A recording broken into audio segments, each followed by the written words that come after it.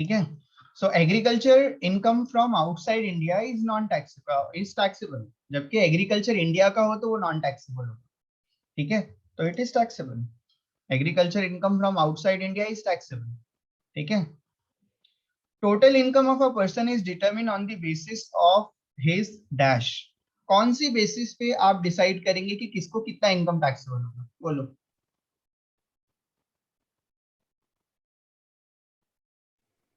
Resident status in India. Residential status in India. Incomes which accrue or arise outside India but are received directly into India are taxable in case of dash। एक बात बताओ, India में आपने accrue नहीं किया लेकिन receive India में किया तो भी तो इंडियन इनकम है, तो ये इंडियन इनकम है। ठीक है। इंडियन इनकम किसको टैक्सेबल होता है? All. ऑल। हाँ, ऑल एसएससी। ठीक है। Income which accrue outside India from a business control from India is taxable in case of dash. देखो, foreign income control from India, ठीक है, कितने लोगों को टैक्सेबल होता है? 2 लोगों को। किसको? आर एन ओ आर को और R but N O R को। ठीक है, ये कौन सा इनकम है? ये दूसरी कैटेगरी का इनकम है। Foreign income control from India, income which accrue outside India from a business control from India is taxable in case of 2%। ठीक है, कौन से 2% है वो? Ordinary resident and not ordinary resident. ठीक है, 2 लोगों को टैक्सेबल होता है। ठीक है, 3 ही चीजें याद रखना है। इंडियन इनकम सबको टैक्सेबल होता है, foreign income control from India taxable to 2, foreign income taxable to 1। ठीक है। Okay. Income which is deem to accrue और arise in India is taxable in case of dash. ये इंडियन इनकम है। ठीक है, तो किसको टैक्सेबल होगा?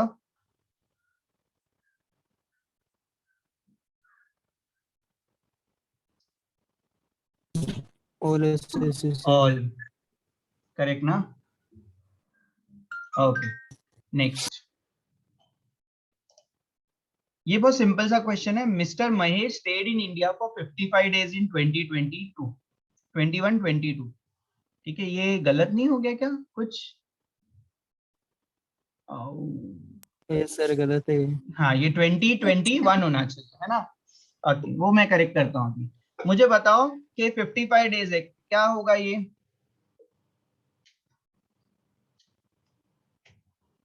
बोलो, क्या बोलेंगे आप? नॉन रेसिडेंट बोलेंगे।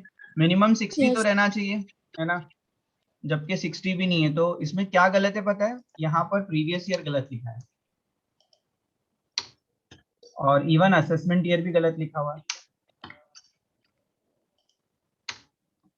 ठीक है, बस अब ठीक है। तो प्रीवियस ईयर में वो 55 डेज था इंडिया में, तो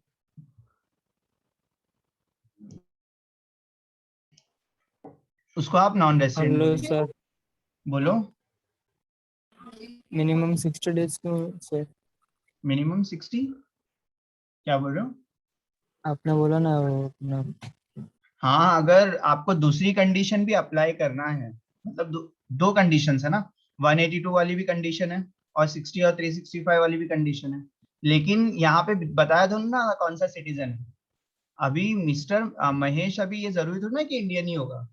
ठीक है, तो फॉरेन वाला भी हो सकता है। उसके केस में आप 60 और 365 भी तो चेक करते हैं कि अगर 60 डेज है तो 365 प्रीवियस 4 ईयर्स में है या नहीं। 2 कंडीशन है ना रेसिडेंट होने के लिए, तो दोनों में से कोई भी एक चलेगा। लेकिन अगर कोई बंदा बिलो 60 है तो उसको, वो तो कोई भी कंडीशन सेटिस्फाई नहीं कर रहा, तो नॉन रेसिडेंट है। ठीक है, लेकिन अगर अबव 60 होगा तो एटलीस्ट आपको प्रीवियस 4 ईयर में 365 चेक करना पड़ेगा। वो डिटेल्स आपको दिया होगा तभी आप उसको रेसिडेंट बोल पाएंगे, अदरवाइज नहीं। ठीक है, बट 182 के ऊपर हर कोई रेसिडेंट होता है। ठीक है, और 6365 सिर्फ कुछ लोगों के लिए है। ठीक है, अदर देन इंडियन ओरिजिन, उनके लिए है ना? वो भी कंडीशन होती है, दोनों में से कोई एक कंडीशन भी सेटिस्फाई हो गई तो वो रेसिडेंट होता है। ठीक है, any doubt? Mister Silva stayed in India for 200 days in previous year. Find out his residential status for the AY 21-22, assuming that he never visited India before. कौन सा स्टेटस होगा इसका? वो प्रीवियस ईयर में 200 डेज था, resident तो है क्योंकि 182 के ऊपर रेसिडेंट होता है, लेकिन ये कौन सा रेसिडेंट है, ऑर्डिनरी है या नॉट ऑर्डिनरी? रेसिडेंट तो है ना, लेकिन ये ऑर्डिनरी वाला रेसिडेंट है या नॉट ऑर्डिनरी वाला रेसिडेंट है? बताओ, ऑर्डिनरी रेसिडेंट कब होगा? अगर वो प्रीवियस 10 ईयर्स में 2 बार रेसिडेंट होगा, और प्रीवियस 7 ईयर्स में 730 डेज था। मुझे बताओ, प्रीवियस 7 ईयर्स में या प्रीवियस 10 ईयर्स में वो कभी इंडिया आया है क्या? क्वेश्चन रीड करके नो बताओ। सर। तो ये आपका प्रीवियस ईयर में रेसिडेंट तो है, बट ऑर्डिनरी होगा क्या? हो पाएगा क्या ऑर्डिनरी? उसकी कोई कंडीशन सेटिस्फाई नहीं कर पाएगा। तो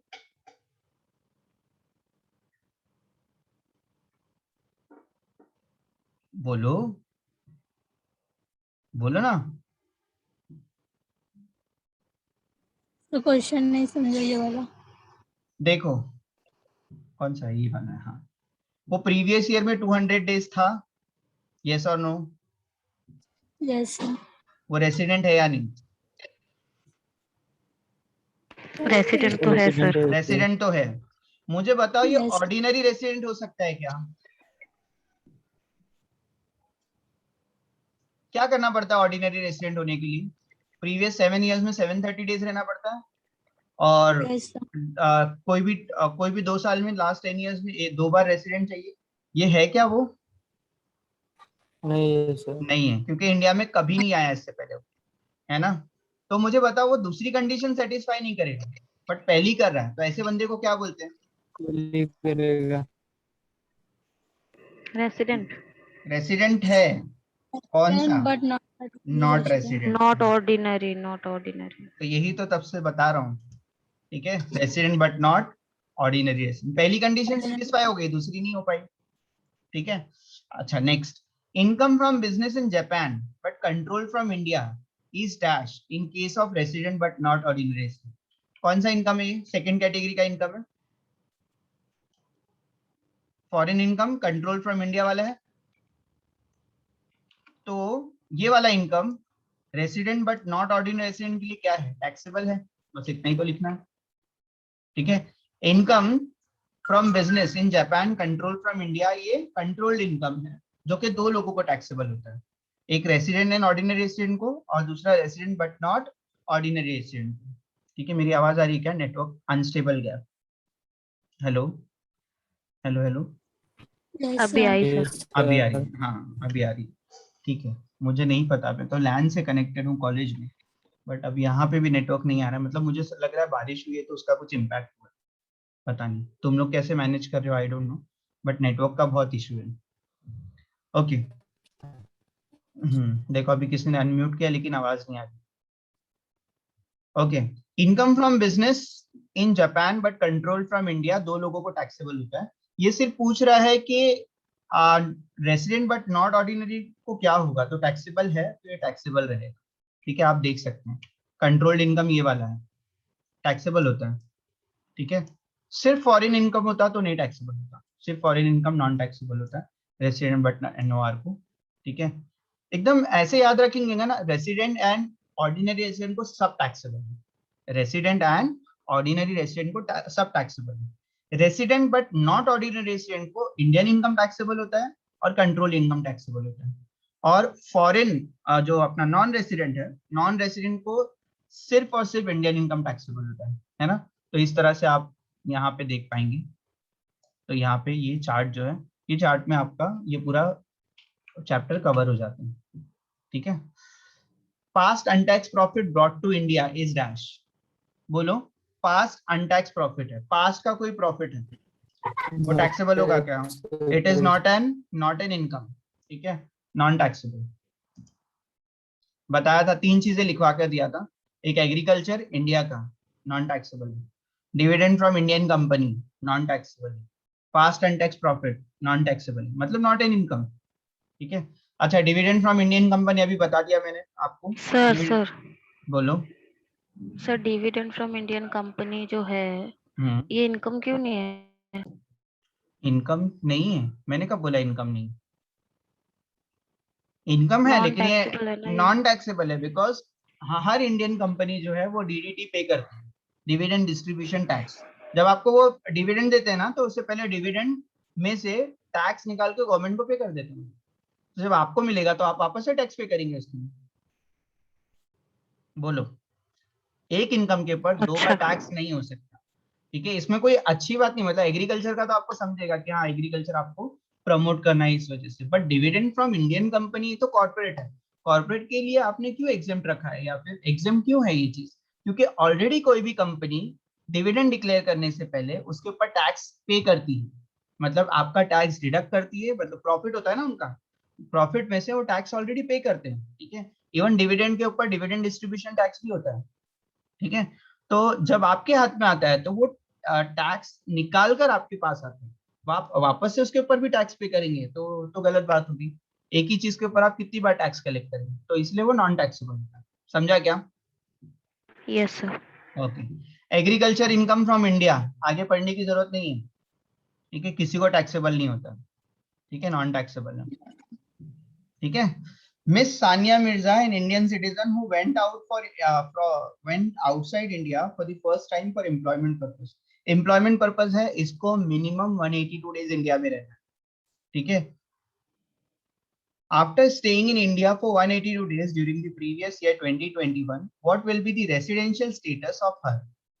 ठीक है, अब मुझे बात आप बताओ, ठीक है, कि ये कौन सा रेसिडेंट है। चलो सर। बोलो क्या है, आवाज नहीं आया। रेसिडेंट है या नहीं? है। यस नहीं सर। है ना, 184 मतलब 182 के ऊपर है रेसिडेंट। कौन सी रेसिडेंट है, ऑर्डिनरी है या फिर नॉट ऑर्डिनरी? ऑर्डिनरी है सर ये। ऑर्डिनरी है बिकॉज वो इससे पहले कभी इंडिया से बाहर गई नहीं थी, और अगर इंडिया से बाहर गई नहीं थी तो 730 से तो ज्यादा रहा होगा उसने 7 इयर्स में, और 2 बार क्या हो तो 10 बार रेसिडेंट रही होगी 10 सालों में, है ना? बराबर ना, तो इस पॉइंट से यस आपको सर। सोचना है। तो वो रेसिडेंट एंड ऑर्डिनरी रेसिडेंट। ठीक है, इसके पहले वाले में बोला था he never came to India, तो वो और नॉट ऑर्डिनरी में चला गया। इस केस में बोला है कि वो फर्स्ट टाइम गए इंडिया से फर्स्ट टाइम गए, मतलब इससे पहले पूरा टाइम वो इंडिया में थे। Okay, mister Akram who is citizen of Pakistan whose grandparents were part of undivided India will be treated as dash। ऐसे बंदे को क्या बोला जाता है जिसके पेरेंट्स या ग्रैंड पेरेंट्स इंडिया के रहे हों? Person of Indian origin. Person of Indian origin. ठीक है, profit on sale of plant at London 46,000 rupees, 26,000 received in India, what will be the taxable portion in case of non resident? Non resident के case में कितना taxable portion रहेगा इसका India में? 26। 26। एक चीज याद रखो, नॉन रेसिडेंट को सिर्फ इंडियन इनकम टैक्सेबल होती है और इंडियन इनकम इसके अंदर सिर्फ 26 है। अच्छा, अगर ये बोला होता आपको कि ऑर्डिनरी के केस में कितना टैक्सेबल होगा, तो ऑर्डिनरी को सारा इनकम टैक्सेबल होता है, तो ऑर्डिनरी के केस में पूरा 46 आएगा। Any doubt? No sir. अगर यही क्वेश्चन आपको बोलेगा कि ऑर्डिनरी के केस में कितना टैक्सेबल है, तो पूरा। ठीक है, मतलब 46,000। Okay. Salary earn and received in Hong Kong, ये फॉरेन इनकम है, किसको टैक्सेबल होता है foreign income?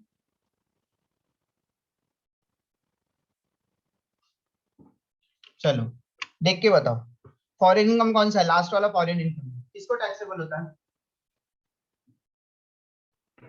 Resident and ordinary resident. बस, है ना, करेक्ट है। Okay, last, mister Anna is an Indian citizen, stays outside India only, वो नॉर्मली आउटसाइड इंडिया ही रहता है। ठीक है, comes on a visit to India during the previous year, which of the following condition will apply on him to be resident in India? C, एक Indian citizen जो है, जो कि इंडिया में विजिट के लिए आ रहा है, उसके ऊपर दूसरी कंडीशन नहीं रखी जाती है, सिर्फ फर्स्ट। तो इसको कितना दिन रहना पड़ेगा इंडिया में, बोलो? 182 डेज। ठीक है, any doubt? No sir. No sir. Attendance link भेज रहा हूं मैं।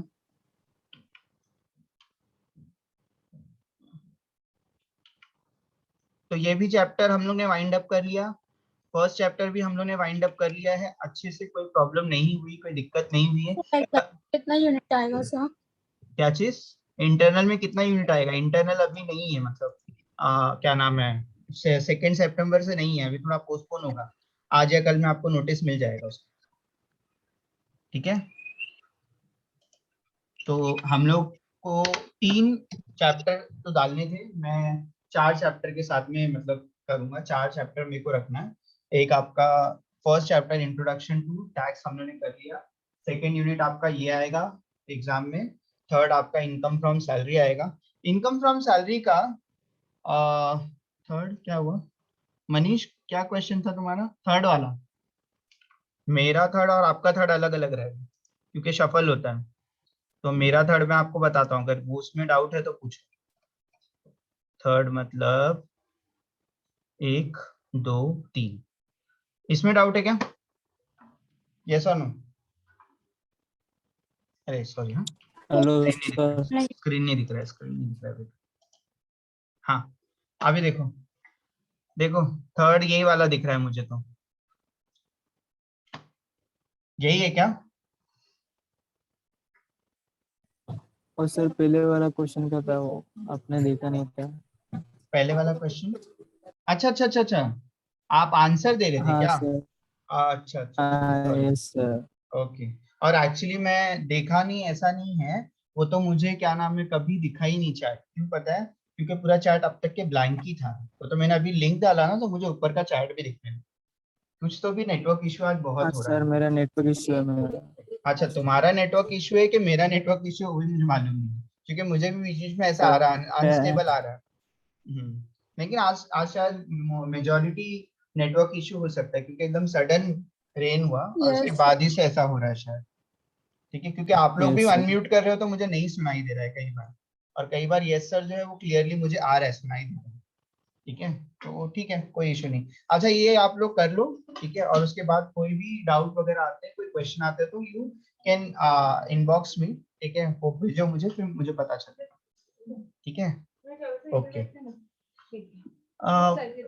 स्टॉप शेयरिंग करता हूँ, मैंने अटेंडेंस लिंक ऑलरेडी फॉरवर्ड किया है। Okay, can we end it? Yes, sir. Okay sir, thank you sir. Okay, you welcome.